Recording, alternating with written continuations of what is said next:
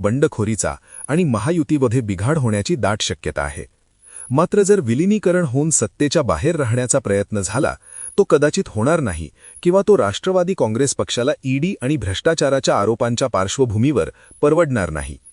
विनिमीकरण होऊन विरोधात बसण्याचा प्रयोग झाला तर निश्चितपणानं या महाराष्ट्राच्या राजकारणाला एक जबाबदार विरोधी पक्ष म्हणून काँग्रेस, उबाठा आणि राष्ट्रवादीच्या रूपाने मिळेल. आणि सध्या ज्या पद्धतीने लोकशाहीचं आणि सत्ताधारी पक्षाकडून मुजोरपणा काही निवडक लोकप्रतिनिधींना आलाय तो निश्चितपणाने नरमणार. आपण पाहिलं तर विधानसभेला आणि विधान परिषदेत विरोधी पक्षनेता देणं एवढं संख्याबळ विरोधकांना नाही. लोकशाही यशस्वी करण्यासाठी विरोधी पक्षनेत्याची भूमिका फार महत्त्वाची असते. मात्र या संख्याबळामुळे ती सध्या तशी परिस्थिती नाही. त्यामुळे विरोधी पक्षाची ताकद काही प्रमाणात क्षीण झाल्यासारखे आपल्याला दिसून येते.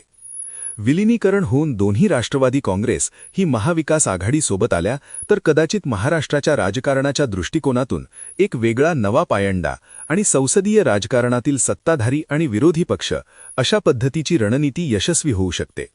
मात्र विरोधी पक्षात राहण्याची मानसिकता वर्षानुवर्ष सत्तेत राहिलेल्या राष्ट्रवादी काँग्रेसमधील काही राजकीय धुरीणांना वाटत असेल असं वाटत नाही. त्यामुळे विलिनीकरणाचा अन्वयार्थ लावत असताना आपल्या सोयीने त्याचा अर्थ लावण्याचा प्रयत्न या ठिकाणी केला जातोय.